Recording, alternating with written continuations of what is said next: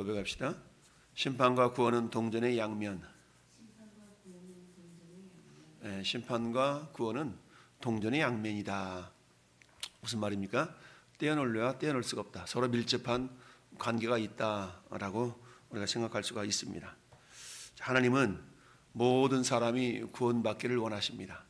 사도 바울 입술을 통하여 하나님은 디모데전서 2장 4절에 하나님 모든 사람이 구원을 받으며 진리를 아는 데 이르기를 원하신다 라고 말씀하고 있어요. 모든 사람 속에는 소돔과 고모라 성읍에 있는 그 사람들도 포함이 됩니다. 하나님은 소돔과 고모라 성에 있는 사람들조차도 구원받기를 원하셨죠. 따라서 하나님은 의인 롯을 미리 소돔과 고모라 성에 보내셔서 그 롯으로 하여금 소돔과 고모라 성이 변화되기를 기다리셨던 겁니다. 그러나 롯을 통하여 변화되지 아니하고 오히려 롯의 가정이 소돔과 고모라 성의 죄악의 영향을 받게 되고 말았죠.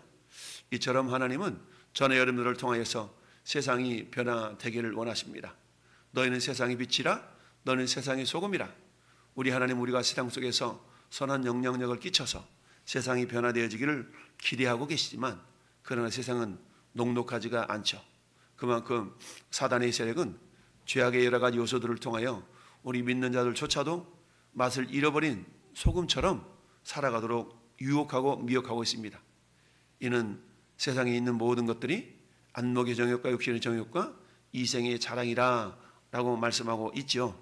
이런 것들을 통하여 우리를 미혹하는 그 사단의 세력으로부터 우리가 이겨낼 수 있는 비결은 뭘까요? 그것은 끊임없이 우리가 깨어있는 수밖에 없습니다. 주님은 그래서 깨어있으라 깨어있으라는 말씀이 마태복음 복음서로부터 그야말로 서신서 이르기까지 계속해서 깨어있을 것을 말씀하고 있죠. 이처럼 소돔과 고모라 성읍이 결국은 어떻게 됩니까? 멸망을 당하게 되죠. 하나님의 마음은 소돔과 고모라 성읍에 살고 있는 모든 백성들조차도 구원하기를 원하시는 그런 마음을 가지셔서 롯을 통하여 소돔과 고모라 성이 변화되어지고 회개하는 역사를 이루기를 원하셨지만 오히려 소돔과 고모라 성읍은 더욱더 죄악이 관영했다, 차고 넘쳤다라는 이야기입니다. 그런데 어떻습니까? 소돔과 고모라 성읍을 롯이 선택하여 저 멀리서 바라볼 때는 물이 넉넉하였고 그리고 마치 그곳은 에덴 동산과도 같았더라라는 아름다움의 땅이었던 것이죠. 그러나 막상 그 내부를 들어가 보면 어땠어요? 그야말로 죄악이 가득 차 있었던. 그럼에도 불구하고 하나님은 의로운 롯을 통하여서 그 소돔과 고모라 성의 멸망을 하나님께서 유보시키셨던 것이죠. 회개의 기회를 주셨던 겁니다. 이는 마치 하나님께서 요나를 통하여 니느웨 성읍을 이렇게 멸망시키기를 원하지 아니하시고 그 뒤 좌우를 분별하지 못한 14만 명이나 있었다라고 주님이 말씀하고 있는 것처럼 요나의 관점에는 어때요? 저 니느웨 사람들은 우리 민족을 괴롭히는 적들이기 때문에 저들은 멸망받아도 싸, 이런 생각을 가졌던 것이죠. 그러나 하나님 마음은 어때요? 어떤 경우라도 모두가 다 구원받기를 원하시는 것이 하나님의 마음이었다라는 얘기입니다. 이는 마치 뭐예요? 이번 우리 계엄 선포를 통하여서 그야말로 윤석열 대통령을 체포하려고 들어오는 경찰들이나 그 경찰들을 막아내기 위해 서 있는 경비들이나 경호대원들이나 윤석열 대통령 입장에서 모두가 다 내 백성 아니겠습니까?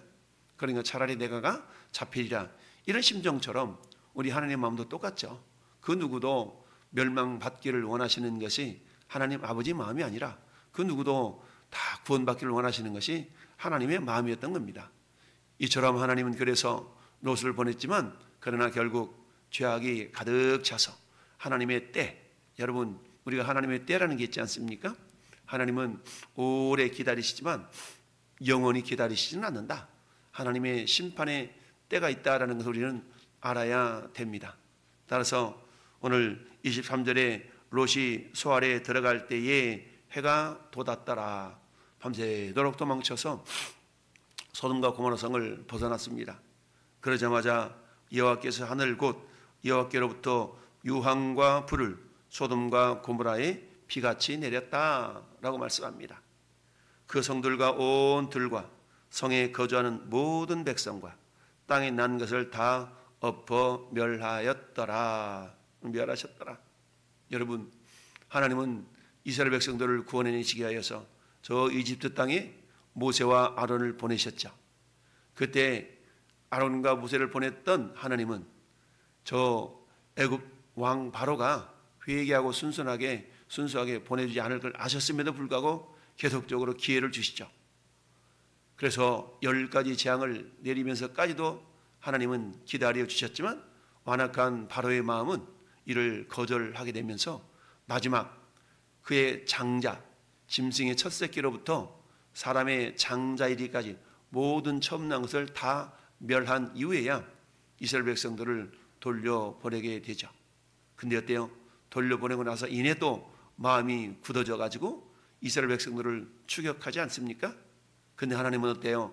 그런 추격하는 이스라엘 백성들과 애국 군대 사이에 가로막아서 어지럽게 하고, 그래서 어때요? 결국 이스라엘 백성들은 홍해를 건너지만 애굽 사람들은 뒤따라 들어가다 결국 수장 물에 다 빠져 죽고 말죠. 이처럼 하나님은 모든 사람이 구원받아 진리를 아는 데 이르기를 원하시지만 데살로니가 후서 3장 2절의 말씀처럼 믿음은 모든 사람의 것이 아니다 라고 성경은 말씀합니다.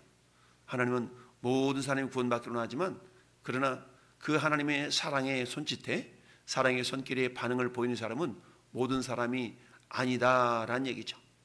어제 우리 말씀 묵상하면서 돌아봤던 것처럼 고린도전서 1장 18절에 그래서 십자가의 도가 멸망하는 자들에게는 미련하게 보인다라고 말씀하고 있지 않습니까? 십자가의 도가 선포될 때 미련한 자에게는 멸망을 당하지만 그러나 하나님 믿는 우리에게는 그게 하나님의 구원의 능력이 된다라는 얘기입니다. 이걸 통해 우리가 알 수 있는 것은 뭡니까?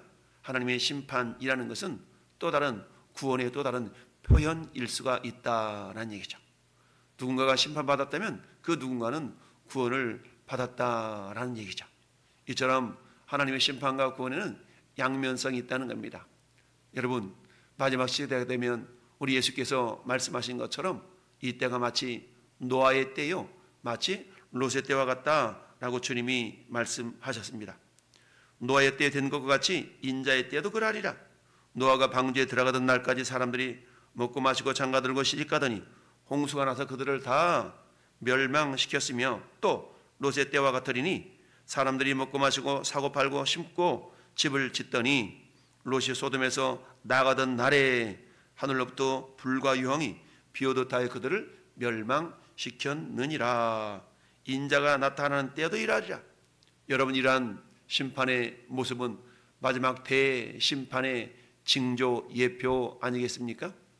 하나님은 지난 2000년 동안 여전히 많은 사람들, 아니 모든 사람들이 구원받기를 원하셔서 지금도 기다리고 계십니다. 어떤 사람들은 말하기를 야, 아직 예수님이 안 오셨는데 야, 예수님 안 오는 거 아니야? 라고 말하지만 그러나 주님의 더디 오심은 한 사람이라도 멸망치 않고 영생 얻기에 하나님께서는 기다리신다라고 말씀하고 있죠. 여러분, 감사하게도 우리는 예수님 믿고 하나님의 자녀가 되었습니다. 그러나 여전히 복음을 거부하고 비웃는 사람들이 얼마나 많습니까? 야, 하나님이 예수님이 오신다며. 근데 2000년 동안 안 왔잖아. 그런 거 보면 안 온 게 분명해. 무슨 소리야? 지금껏 아무 일도 없었는데 장인어른 무슨 소리입니까? 이성 그동안 아무 일도 없었는데 망하다니요. 롯의 사이들이 농담으로 여겼다라고 말합니다. 그렇습니다. 여러분, 이 양치기 소년처럼 우리 그렇게 속아 넘어가도록 마귀가 역사합니다. 마귀는 믿지 않는 자들의 귓전에 대고 무슨 소리야? 그동안 온다 그건 안 왔잖아. 그건 안 오는 거 틀림없어 라고 믿지 않는 자들의 마음을 완악하게 만들고 있습니다. 그럼에도 불구하고 주님의 사랑은 완악한 마음을 부드럽게 녹일 수 있는 능력인 줄로 믿습니다. 저는 여러분들을 통해서 그 완악해진 마음들을 우리가 녹여내는 그런 능력의 주인공들로 우리가 쓰임을 받아야 될 줄로 믿습니다. 하나님께서는 이처럼 유황과 불을 소돔과 고모라 성에 비같이 내리셔서 일거에 정말 사람뿐만 아니라 땅에서 난 것, 식물조차도 다 엎어 멸하셨더라라고 말씀합니다. 애굽 땅의 10가지 재앙, 여러분 그야말로 우박, 재앙, 이런 어떤 재앙을 통하여서 다 식물들을 다 버리지 않습니까? 이처럼 하나님의 심판은 아마 철저하게 모든 걸 다 멸하는 그런 심판의 징조로 우리가 볼 수 있어야 되는데요. 마지막 심판날은 어떻습니까? 그때는 이 땅에 있는 모든 것들, 그런 것들이 풀어진다라고 여러분 베드로후서 3장에 말씀하고 있지 않습니까? 땅들이 다 풀어지며 녹아지며, 이것은 뭡니까? 새하늘과 새 땅으로 변화될 그날이 반드시 있다라는 것을 우리가 알 수 있어야 됩니다. 롯의 아내는 뒤를 돌아보았으므로 소금 기둥이 되었더라. 여러분, 우리가 우화 속에서 이런 이야기 있지 않습니까? 입구가 좁은 항아리 안에 바나나를 집어넣어놓고 원숭이 잡는 비법. 원숭이는 바나나를 좋아하니까 소나기를 넣어서 항아리 안에 있는 그 바나나를 잡으면 어때요? 주먹이 쥐어지니까 결국 손을 빼어낼 수가 없죠. 그러니까 바나나를 포기하든지 아니면 그래야만이 살아날 수 있는데, 원숭이는 바나나를 포기하지 않고 손을 꽉 쥐고 있으니까 결국 잡힌다라는 그런 이야기를 우리가 듣고 있습니다. 마찬가지입니다. 롯의 아내가 뒤를 돌아보지 마라라는 천사의 명령에도 불구하고 뒤를 돌아봄으로 결국 소금 기둥이 되었다라고 말씀하고 있죠. 여러분, 세상에 있는 것들이 너무 미련이 많아서 이것도 잡고 저것도 잡고, 예수님 말씀합니다. 마태복음 6장에 재물과 하나님을 겸하여 섬길 수가 없다. 여러분, 재물은 세상의 대표이지 않습니까? 그러니까 우리가 뭐예요? 세상도 즐기고 하나님 말씀도 듣고, 이게 안 된다는 거예요. 그래서 롯의 아내가 뒤를 돌아보았으므로 소금 기둥이 되었더라. 여러분, 뒤돌아보는 인생 되지 마시고 앞을 향하여 영원한 천성을 향해서 우리가 나아가는 자들이 되어야 될 줄로 믿습니다. 여러분, 27절 보니까 아브라함이 그 아침에 일찍이 일어나 여호와 앞에 서 있던 곳에 이르러 소돔과 고모라와 그 온 지역을 향하여 눈을 들어 연기가 옹기 가마에 연기같이 치솟음을 보았더라. 여러분, 이처럼 아브라함은 중보 기도를 통하여서 의인 10사람만 있다면 소돔과 고모라 성을 멸하실랍니까? 의인 10사람 있다면 그 성을 멸하지 않지 라는 응답을 듣고 내심 안심했을 수도 있습니다. 그러나 이튿날 아침에 보니까 그 소돔과 고모라 성읍에 그야말로 옹기 가마의 연기같이 이렇게 치솟는 걸 보면서 큰일 났다, 이거 완전 심판당했구나 라고 생각하지 않았겠습니까? 자기 조카 롯도 망하는 것은 아니었나, 자기 조카 롯도 이렇게 망하는 것은 아니었나라는 그런 어떤 두려움이 있었겠죠. 그렇지만 29절 말씀처럼 하나님이 그 지역의 성을 멸하실 때에, 곧 롯이 거주하는 성을 엎으실 때에 하나님이 아브라함을 생각하사 롯을 그 엎으신 중에 내보내셨더라. 무슨 말씀입니까? 아브라함은 자기가 기도하고 기도의 결과가 어떻게 나타나는가를 지켜보았던 것입니다. 우리도 마찬가지죠. 무작정 기도만 하는 것이 아니라 내가 기도했다면 우리가 포기하지 말고 포기하라 라는 말을 자주 인용하지 않습니까? 내가 하나님을 기대하고 기도하고 기다렸더니 기적이 일어나더라. 아브라함은 하나님을 향하여 중보 기도를 드렸습니다. 하나님, 소돔과 고모라 성에 내 조카 롯이 있는데, 그의 가족이 있는데 그의 가족들이 멸망당하면 안 됩니다. 혹시 그곳에 의인 50명 있더라면 멸망시키려 합니까? 45명 있더라면요? 40명 있더라면요? 30명 있더라면요? 아니 20명 있더라면요? 한 번만 마지막 여쭙겠는데 의인 10사람 있다면 어떡하실랍니까? 아브라함은 자기 조카 롯을 중심으로 한 적어도 10명 정도는 의로운 자들이 있지 않겠나라고 생각을 했던 것이죠. 그러나 의인 10사람이 있지 않아서 결국 소돔과 고모라 성읍은 불과 유황불에 의해서 멸망을 당하고 말았습니다. 그럼에도 불구하고 하나님은 그 가운데서도 어떤 자들을 하나님께서 구별해내셨어요? 구원받을 자들을 구원해내셨다. 즉 소돔과 고모라 성의 심판은 여러분 롯의 입장에서는 구원의 역사로 나타나는 것 아니겠습니까? 모든 사람이 다 죄악의 길을 간다 할지라도 그래도 하나님은 아브라함의 중보기도 덕택에 이 롯의 가정을 구원해내기를 원하셨던 것입니다. 사랑하는 성도 여러분이요, 오늘 저와 여러분들이 이 아침에 말씀을 묵상하면서 그렇다면 나는 내가 구원받은 것은 먼저 그 누군가의 중보 기도가 있었기 때문에 내가 구원받았다라는 사실을 우리는 잊지 말아야 됩니다. 내가 믿음이 좋았기 때문에 구원받은 것이 아니라 여러분, 내가 그 누군가의 중보 기도 덕택에 구원받아서 이 자리에 있다는 것을 기억할 수 있어야 됩니다. 그렇다면 우리에게 주어진 사명은 뭡니까? 그렇다면 나는 그 누군가의 중보 기도자가 되어서 그도 역시 내 기도를 통하여서 여러분 심판받는 가운데서 구원받는 은혜를 우리는 그들에게 끼칠 수 있어야 됩니다.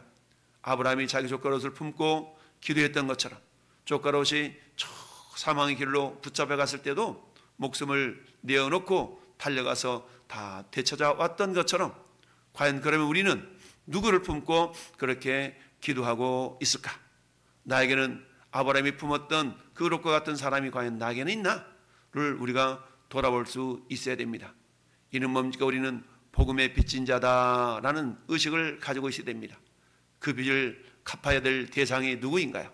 여러분, 나에게 복음의 빚진 자로서의 그런 채무의식, 우리의 중보기도를 통하여서 멸망받을 그 영혼이 구원의 길로 돌이켜 선다 그러면 여러분 얼마나 감사한 일이겠습니까? 그래서 사도 바울은 갈라디아 교회를 향하여서 뭐라고 말씀합니까? 너희가 나의 자랑의 면류관이다. 여러분, 나의 면류관이다 라고 말씀하신 것처럼 여러분, 저나 여러분들의 면류관, 왜 면류관을 받습니까? 주님의 뜻을 이루어드리는 축복의 통로들로 쓰임받았기 때문에 우리가 하늘나라에서 면류관을 받는 거 아니겠습니까? 면류관은 한마디로 하면 영광일 터인데, 그 영광이라는 것은 여러분 다른 게 영광이 아니라 나를 통하여 구원받고 하나님 앞에서 함께 영생을 누릴 주인공들로 부름받은 그 자체가 우리의 영광이 될 줄로 믿습니다. 여러분, 과연 우리의 영광은 누구인가요? 나를 통하여, 나의 중보기도를 통하여서 주께로 돌아와 함께 영원한 천국길을 향할 수 있는 그 주인공들이 있기를 바랍니다. 아무리 우리가 전도한다 할지라도 뒤를 돌아봐서 소금기둥이 되어져 버린 그런 사람들도 분명히 있죠. 그러나 어떻습니까? 누가 구원의 대상인지 우리는 알 수 없지만 우리 하나님의 마음처럼 모든 사람이 구원받기를 원하시는 그 아버지의 마음을 품고, 오늘도 이 사람인지 그 사람인지 알 수 없지만 여러분, 솔로몬은 전도서를 통하여서 오늘도 내일도 이곳저곳에 씨를 뿌릴 때에 어느 것이 먼저 날지 알지 못하기 때문에 손을 거두지 말아라 라고 말씀하고 있습니다. 롯의 때와 같이, 노아의 때와 같이 먹고 마시며 시집가고 장가가고 자기 일을 계획하며 그런 일이 심취해 있다 할지라도 전 여러분들이 먼저 깨어서 먼저 주님 안에 은혜를 받은 자들로서 저들도 같이 구원받아야 될 터인데 라는 그런 마음으로 기도하고 권면하고 사랑으로 권면하고 이런 가운데 그들도 함께 돌아와 하나님의 은혜를 받아 누리는 그런 하나님의 백성들로 우리 교회를 통하여, 우리 가정을 통하여, 저와 여러분을 통해서 구원시키는 놀라운 축복의 은혜가 임하기를 예수님의 이름으로 축원합니다. 아멘.